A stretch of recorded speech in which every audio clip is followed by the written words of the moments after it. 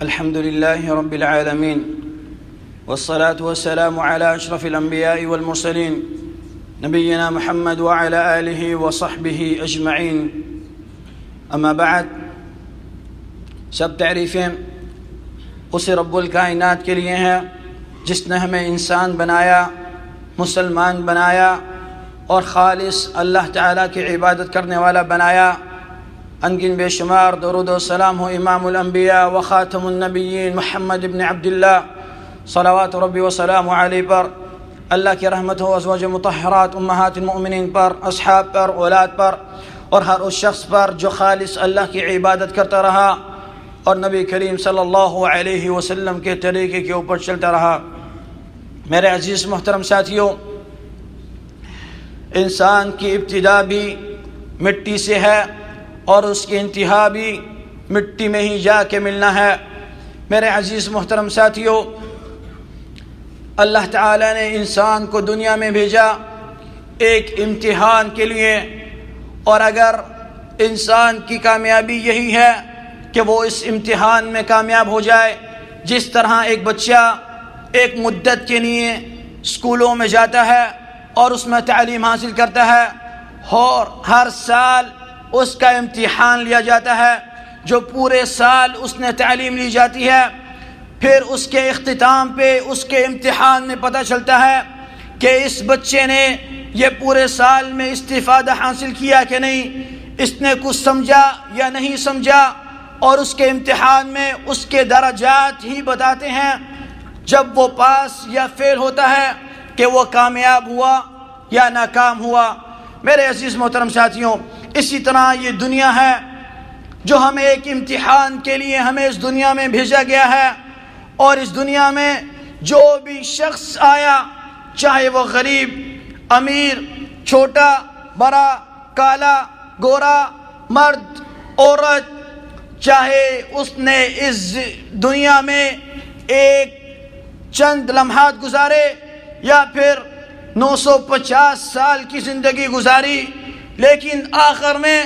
ختام اس کا یہی ہوا کہ اس کو اس دنیا سے رخصت ہونا پڑا. میرے عزیز محترم ساتھیوں، اسی طریقے سے ہر ایک انسان اس دنیا سے رخصت ہو کے دوسری دنیا میں جائے گا. اس کو اس دنیا کے اندر جو امتحان کے لیے بھیجا گیا تھا، اللہ کو راضی کرنے کے لیے، کیا اس نے اللہ کو راضی کر لیا؟ جو اس کو اصول بتائے گئے تھے، جس طرح اس کو بتایا گیا تھا کہ اپنی زندگی بسر کرے، اور اس طرح زندگی بسر کرتے ہوئے اللہ کو راضی کر لے، کیونکہ اس دنیا سے رخصت ہونا ہی انسان کے لیے لازمی ہے. جس طرح کہ اللہ تعالی نے فرمایا کل نفس ذائقۃ الموت، کہ ہر نفس کو موت کا ذائقہ چکھنا ہے. اور اس طرح اللہ تعالی نے فرمایا کل من علیہا فان، ہر چیز فنا ہو جائے گی، وَيَبْقَى وَجْهُ رَبِّكَ ذُو الْجَلَالِ وَالْإِكْرَامِ، سوائے اللہ کی ذات کے صرف وہ اکیلا ہی بچے گا. میرے عزیز محترم ساتھیوں، انسان کی زندگی گزر رہی ہے، چھوٹے سے لے کے بچپن گزر گیا، جوانی، اور اس طرح بڑھاپا، اور اس طرح انسان کی زندگی کے اندر اگر وہ اپنے اعمالوں کو اٹھا کے دیکھے تو پھر اس کو یہ سوچنا چاہیے، کیا اس میں میرے اعمال ایسے ہیں جو اللہ کی بارگاہ میں پیش کیے جائیں تو مجھے جنت جیسا عظیم انعام ملے، ایسا عظیم جو جس کانوں نے نہیں سنا، نہ ہی زبان اس کا بیان کر سکتی ہے، اور نہ ہی کسی آنکھوں نے اس کو کبھی دیکھا ہے، اور نہ ہی دماغ اور دل اس کو تصور کر سکتا ہے. کیا اس کے اعمال ایسے ہیں کہ وہ اس جنت میں جا سکے، یا پھر اس کے اعمال ایسے ہیں جو اس کو جہنم میں رسید کر دیں؟ میرے عزیز محترم ساتھیوں، انسان کی کامیابی اور کامرانی یہی ہے کہ وہ اس فانی دنیا کے اندر اپنی مختصر زندگی گزار کے جائے یا زیادہ زندگی گزار کے جائے. اگر وہ ناکام ہو گیا تو یہ ساری کی ساری اس کے جو اس نے جتنی بھی زندگی گزاری یہ بیکار رہی. اور حقیقتاً اگر وہ کامیاب ہو گیا تو یقین جانے کہ فائز ہو گیا، اور اس نے اصل میں اپنے اعمال جو کیے وہ اللہ کے لیے نہیں بلکہ اپنی قبر کو روشن کرنے کے لیے قیامت کے عذاب سے بچنے کے لیے اور اللہ تعالیٰ کے عرش کے سائے کے نیچے جمع ہونے کے لیے، اور اسی طریقے سے جنت میں مع النبیین والصدیقین والشہداء والصالحین کے ساتھ جنت میں داخل ہونے کے لیے کر رہا ہے۔ میرے عزیز محترم ساتھیوں، جو شخص اس دنیا سے رخصت ہو جائے اس کو اللہ تعالیٰ موقع نہیں دیتے کہ وہ واپس لوٹ جائے اور توبہ کرے، استغفار کرے اور نیک اعمال کرے، چاہے وہ نیک لوگوں میں سے ہو یا بد نیکوں میں سے ہو۔ اللہ تعالیٰ کسی کو یہ موقع نہیں دیتے۔ یہ موت جو ہر ایک انسان کے اوپر آنی ہے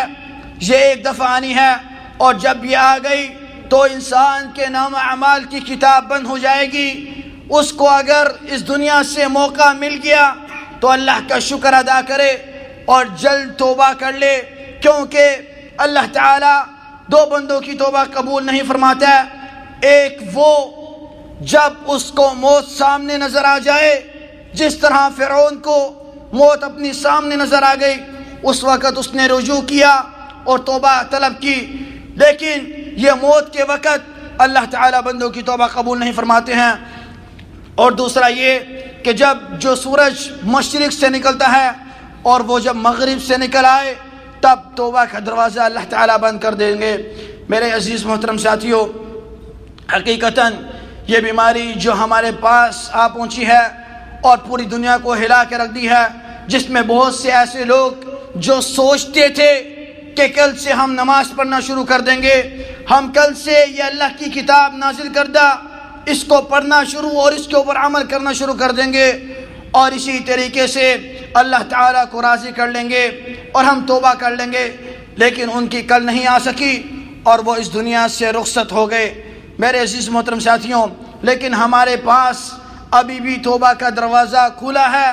اللہ کو راضی کرنے کے لیے اللہ تعالیٰ نے موت دی ہے۔ یہ ماسک جو ہر ایک انسان نے پہن لیے، ان لوگوں نے بھی پہن لیے جو عورتیں نقاب اور پردہ نہیں کرتی تھیں، لیکن آج ان ماسکوں نے ان کو پردہ کروا دیا، اور جس طرح تدابیر اسلام نے سکھائی تھی ہر شخص اس سے دور رہا، لیکن وہی تدابیر اس بیماری نے لوگوں کو پھر سے سکھا دی کہ پاک اور صاف رہا جائے۔ میرے عزیز محترم ساتھیوں، انسان مجبوری کے اندر بہت سے اعمال کر لیتا ہے، لیکن افسوس جو اللہ تعالیٰ نے تدبیریں بتائیں،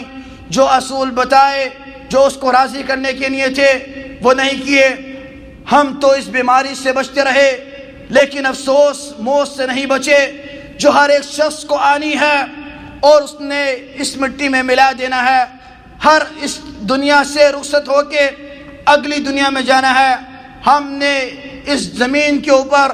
عالی شان بنگلے بنانے یا اپنا بڑھاپے کو اچھا کرنے کے لیے سوچے تو رکھی،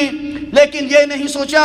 کہ اگر ہم اس فانی دنیا سے رخصت ہو گئے تو آگے والی دنیا میں ہمارے کیا حالات ہوں گے، کیا ہم نے اس کے لیے کچھ جمع کیا یا نہیں کیا۔ میں اللہ سے دعا گو ہوں کہ اے اللہ ہم لوگوں سے راضی ہو جا، اے اللہ ہمیں ختام المسک عطا فرما، اے اللہ جب ہمیں موتیں آئیں تو اے اللہ تو ہم سے راضی ہو اور ہماری زبانوں میں کلمہ لا الہ الا اللہ محمد الرسول اللہ ہم لوگوں کو نصیب فرمانا۔ اے اللہ ہمیں قبر کے عذاب سے بچا لینا، اے اللہ ہمیں قیامت کے دن کے عذاب سے بچا لینا، اے اللہ ہمیں ان لوگوں میں شمار کرنا جن کو قیامت کے دن حوض کوثر کا پانی نصیب ہو، اے اللہ ان لوگوں میں شمار کرنا جو عرش کے سائے کے تلے ہوں، اے اللہ ان لوگوں میں شمار کرنا جو جنت میں مع النبیین والصدیقین والشہداء والصالحین کے ساتھ بغیر حساب اور بغیر عذاب کے داخل ہوں۔ هذا وصلوا وسلموا على حبيب المصطفى فقد أمركم الله جل من قائل عليما حكيما إن الله وملائكته يصلون على النبي يا أيها الذين آمنوا صلوا عليه وسلموا تسليما اللهم صل على محمد وعلى آل محمد كما صليت على إبراهيم وعلى آل إبراهيم إنك حميد مجيد اللهم بارك على محمد وعلى آل محمد كما باركت على إبراهيم وعلى آل إبراهيم إنك حميد مجيد وارض اللهم من خلفاء الراشدين أبي بكر وعمر وعثمان وعلي وعن سائر الصحابة وعنا معهم برحمتك يا أرحم الراحمين اللهم اغفر للمسلمين والمسلمات والمؤمنين والمؤمنات الأحياء منهم والأموات اللهم اغفر لنا ولوالدينا ولجميع المسلمين برحمتك يا أرحم الراحمين. اللهم وفق ولي أمرنا لما تحب وترضى. اللهم وفق جميع ولاة المسلمين للبر والتقوى برحمتك يا أرحم الراحمين.